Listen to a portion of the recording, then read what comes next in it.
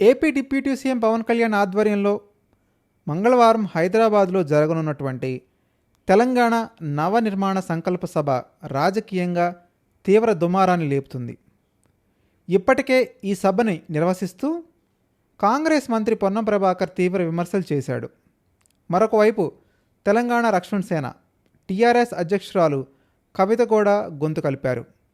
జనసేన ఆధ్వర్యంలో నవనిర్మాణ సభ నిర్వహణపై మంత్రి పొన్నం ప్రభాకర్ వ్యక్తం చేసినటువంటి అభిప్రాయాలు ఏంటంటే, రాష్ట్రం ఆవిర్భావ సమయంలో పవన్ కళ్యాణ్ అన్నం మానేసినట్లు చెప్పాడు. తెలంగాణ రాష్ట్రం ఏర్పడినప్పుడు తాను తీవ్రంగా కలత చెందానని కూడా అన్నాడు. ఏకంగా 11 రోజుల పాటు అన్నం మానేశానని పవన్ కళ్యాణ్ స్వయంగా చెప్పారని పొన్నం ప్రభాకర్ మండిపడ్డాడు. తెలంగాణ ఏర్పాటును అంతగా వ్యతిరేకించినటువంటి వ్యక్తి ఇప్పుడు ఏ మొహం పెట్టుకొని హైదరాబాద్లో నవనిర్మాణ సభ నిర్వహిస్తారు అంటూ సూటిగా ప్రశ్నించాడు పొన్నం.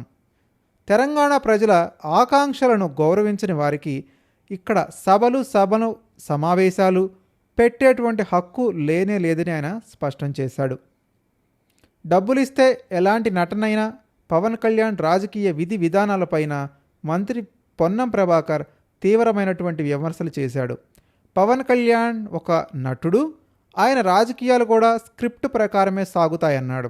డబ్బులిస్తే ఏ నటన అంటే ఆ నటన చేస్తాడు అంటూ వివాదాస్పద వ్యాఖ్యలు చేశాడు. ఆయన రాజకీయ వైఖరిని ఎండగట్టాడు పొన్నం ప్రభాకర్. ప్రజాసేవ కోసం కాకుండా కేవలం ప్యాకేజీ స్టార్గా మాత్రమే ఆయన రాజకీయం చేస్తున్నాడే అనేటువంటి కోణంలో తీవ్రంగా విమర్శించాడు పొన్నం ప్రభాకర్. తెలంగాణను బీజేపీకి తాకట్టు పెడతావా? ఇటీవల కాలంలో జనసేన పార్టీ బీజేపీతో కలిసి నడుస్తున్న తీరును ప్రభాకర్ తప్పుపట్టాడు. తెలంగాణ ప్రజలను, వారి ప్రయోజనాలను పక్కనబెట్టి రాష్ట్రాన్ని బీజేపీకి తాకట్టు పెట్టడమే పవన్ కళ్యాణ్ చెప్పే నవనిర్మాణమా అంటూ ఆయన సూటిగా ప్రశ్నించాడు. ఏపీలో పొత్తుల రాజకీయం నడుస్తుంది. తెలంగాణలో ఉనికి కోసం ప్రయత్నించడం వెనుక ఆంతర్యమేంటి ముందు ప్రజలకు చెప్పాలి, ప్రజలంతా గమనిస్తున్నారని అన్నాడు. తెలంగాణ ప్రజల సెంటిమెంట్ను అవమానించకుండా పవన్ కళ్యాణ్ ముందు ఇక్కడ ప్రజలకు బహిరంగ క్షమాపణ చెప్పి సభ పెట్టాలి అంటూ వార్నింగ్ ఇచ్చాడు. ఆ తర్వాతే హైదరాబాద్ వేదికగా నవ నిర్మాణ సభ గురించి ఆలోచించండి, మాకు అభ్యంతరం లేదని పొన్నం డిమాండ్ చేశాడు. డిప్యూటీ సీఎం వ్యాఖ్యలపై తీవ్ర విమర్శలు చేసినటువంటి కవిత, తమ రాష్ట్రంలో ఆంధ్ర రాజకీయ నాయకుల పెత్తనం ఏంటి, వాళ్ళు పెత్తనం చేస్తామంటే సహించేది లేదని తేల్చి చెప్పింది. రాజధాని కట్టడం చేతకాని వారు తెలంగాణను పునర్నిర్మిస్తారా అంటూ మండిపడ్డారు. తమకు ఏపీ ప్రజలతో ఎలాంటి విభేదాలు లేవు, ఆంధ్రప్రదేశ్ నాయకులతోనే పంచాయతీ ఉంది అని ఘాటు విమర్శలు చేశారు కవితక్క. ఎక్కడ పడితే అక్కడ ఆంధ్ర వాళ్ళ విగ్రహాలు పెడుతున్నారు, అధికారంలోకి వచ్చాక ఆ విగ్రహాలను కూల్చివేస్తామని హెచ్చరించారు. ఉమ్మడి రాష్ట్రంలో ప్రత్యేక రాష్ట్రం కోసం తెలంగాణ వాదులు ఎప్పుడు విమర్శలు చేసినా ప్రాంతానికి అన్యాయం జరిగిందని మాత్రమే చెప్పేవాళ్ళు, ఆంధ్ర ప్రజలను ఎప్పుడూ ఏమీ అనలేదని గుర్తు చేసింది కవితక్క. ప్రజలకు మధ్య ఎప్పుడు పంతాలు, పట్టింపులు, కొట్లాటలు లేవు. అదే సమయంలో ప్రజల మధ్య చుట్టరికాలు ఉన్నాయి. ఆంధ్ర ఏజెంట్ సీఎం, ముఖ్యమంత్రి సీఎం రేవంత్ రెడ్డి ఆంధ్ర రాజకీయ నాయకుల ఏజెంట్గా పనిచేస్తున్నారు అని టీఆర్ఎస్ నాయకులు కవితక్క చెప్పింది.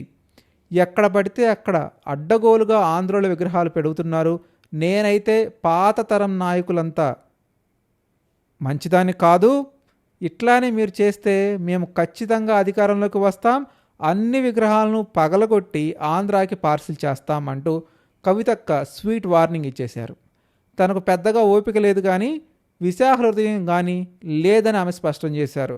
ఆంధ్ర వాళ్ళు రావచ్చు, పోవచ్చు, రొయ్యలు అమ్ముకోవచ్చు, షూటింగులు చేసుకోవచ్చు, సినిమాలు తీసుకోవచ్చు అంటూ వ్యాఖ్యానించారు కవిత. వ్యాపారవేత్తలకు వెల్కమ్, ఏపీ రాజకీయ నాయకులకు తెలంగాణలో ఏం పని అంటూ ప్రశ్నించారు కవిత.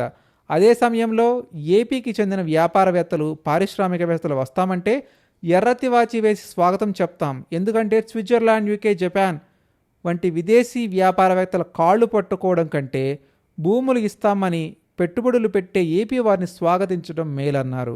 ఏపీలో శేఖర్ రెడ్డి అనే పారిశ్రామికవేత్త శ్రీ సిటీ కట్టారు, 30 దేశాల నుంచి పరిశ్రమలు వస్తున్నాయని చెప్పింది. శేఖర్ రెడ్డి లాంటి వాడు వస్తే తెలంగాణకు 60 దేశాల పరిశ్రమలు వస్తాయని చెప్పుకొచ్చారు. ఇవన్నీ చెప్పారు, బాగానే ఉంది. అసలు పవన్ కళ్యాణ్ సభ అంటే తెలంగాణ రాజకీయ నాయకులు ఎందుకంత భయపడుతున్నారో తెలీదు. మంత్రి పొన్నం కానీ కవితక్క కానీ ఈ రాష్ట్రంలో నీ పార్టీలు ఇక్కడే పోటీ చేయాలా, వేరే పార్టీలు వచ్చి ఇక్కడ పోటీ చేయడానికి వీలు లేదా అంటున్నారు పలువురు విశ్లేషకులు. మీరు కూడా మీ విలువైన అభిప్రాయాన్ని కామెంట్ రూపంలో తెలియజేయండి. వీళ్ళిద్దరూ చెప్పినట్టు తెలంగాణకి పవన్ కళ్యాణ్ రాకూడదా, పవన్ కళ్యాణ్ వచ్చి రాజకీయాలు చేయకూడదా, పవన్ కళ్యాణ్ వస్తే తీవ్రంగా వ్యతిరేకిస్తారా? వారి వాదన సమర్థనీయమేనా కాదా? మరిన్ని మంచి వీడియోల కోసం చూస్తూనే ఉండండి. నేను మీ కౌండిన్యా.